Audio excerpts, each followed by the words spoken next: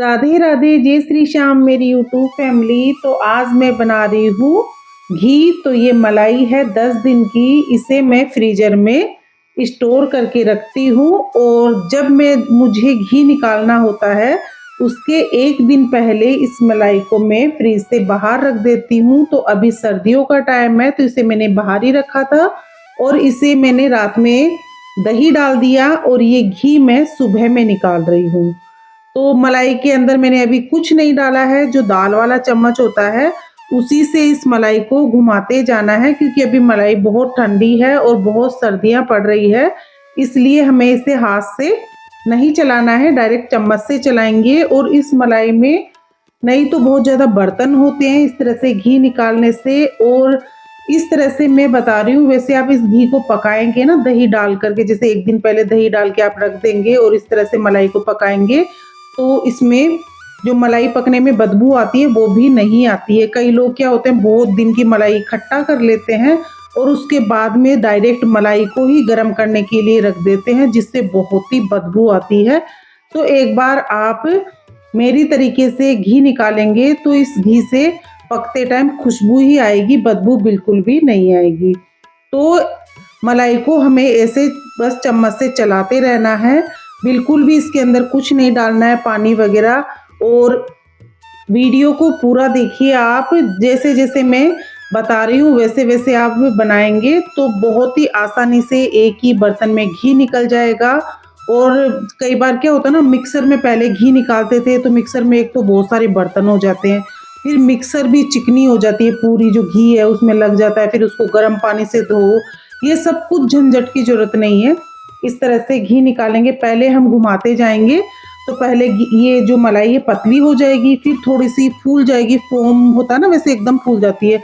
और अब देख सकते हैं आप मलाई एकदम गाढ़ी हो गई है और मैं चम्मच से चला रही हूँ ना तो बहुत मुझे जोर लगाना पड़ रहा है और ये अच्छे से चल नहीं रही है। तो अब क्या करेंगे, जो चम्मच है उससे ये मलाई को निकाल लेंगे।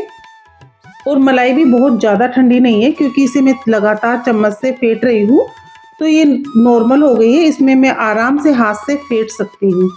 तो इसे मैं इस तरह से हाथ से ही फेंटूंगी और इस तरह से घी बनाने में बिल्कुल भी टाइम नहीं लगता।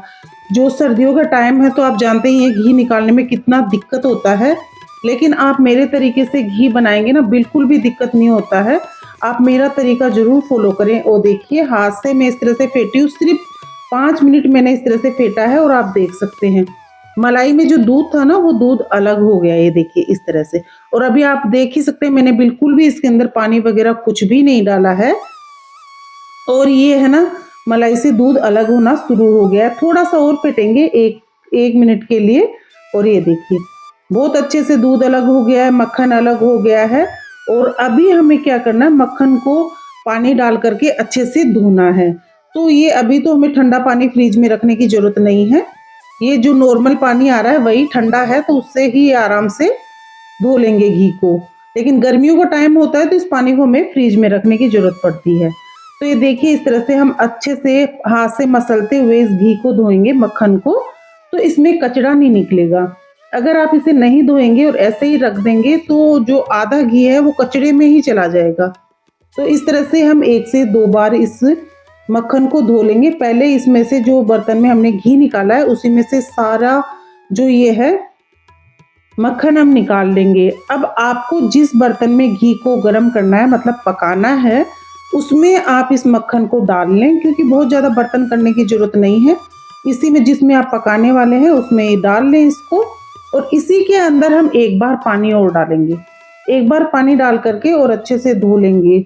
और आप देखेंगे कि जब मैं घी पकाऊंगी ना तो आप देखना उसमें कचरा बिल्कुल नहीं निकलता, बहुत ही कम कचरा निकलता है। नहीं तो कई बार क्या होता है ना, मक्खन को अच्छे से धोते नहीं है, तो मक्खन को अच्छे से नहीं धोएंगे तो आधा घी है जो उस कचरे में ही निकल जाएगा। तो आप इस तरह से हाथ से हल्का सा मसलते हुए धो लें। और ये घी है ना जो एकदम इकट्ठा हो जाता है, क्योंकि अभी सर्दियों का टाइम है और ये टाइट है, तो जो कचरा होगा वही निकलेगा, मक्खन बिल्कुल भी नहीं निकलेगा। तो ये देखिए इस तरह से मैंने घी को 2 बार धो लिया है।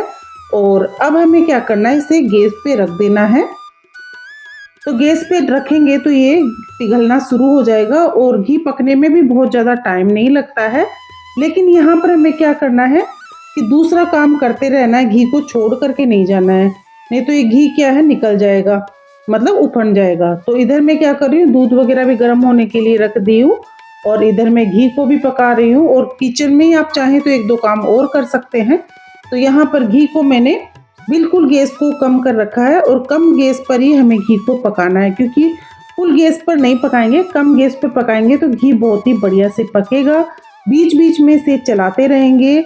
और आप देख रहे हैं घी के ऊपर बिल्कुल ये झाग आ गया है, लेकिन जैसे जैसे घी पकता जाएगा वैसे ये झाग भी कम हो जाएगा, क्योंकि ये छाछ है अभी पकेगी और पकने में बहुत ज़्यादा टाइम नहीं लगता है। लेकिन हमें इसे छोड़कर जाने में कई बार क्या होता है ना, घी उफन जाता है। तो हमें बस किचन में ही जो बाकी के काम है वो कर लेंगे और इधर घी भी पक जाएगा। और ये देखिए घी आप देख ही सकते हैं कितनी बढ़िया से पक रहा है। और गैस मैंने अभी भी बिल्कुल कम कर रखा है। और अब देखिए मैंने गैस को यहाँ पर बंद कर दिया है। और गैस बंद करने के बाद में भी क्या होता है ना, घी 4-5 मिनट तक बस उबलते ही रहेगा, उबलते ही रहेगा। और आप देख सकते हैं जो अंदर का जो ये कचड़े वाला पार्ट होता है, जो क्या बोलते हैं उसको, छचेड़े बोलते हैं हमारे यहाँ, तो वो एकदम डार्क हो जाता है। और ये देखिए ये जो झाग इसे हम साइड कर देंगे। और अब जब घी हल्का ठंडा हो जाएगा उसे हम छान लेंगे। तो यहाँ मैं स्टील का बर्तन ले रही हूँ, और अगर आप प्लास्टिक वगैरह का बर्तन लें तो उसे अच्छे से ठंडा होने के बाद में ही उसके अंदर घी डालें। लेकिन अभी मैं स्टील का बर्तन ले रही हूँ तो हल्का गर्म रहेगा, तो भी कोई दिक्कत वाली बात नहीं है, क्योंकि बाद में मैं इसे साइड में रख दूंगी तो ये आराम से ठंडा होता रहेगा।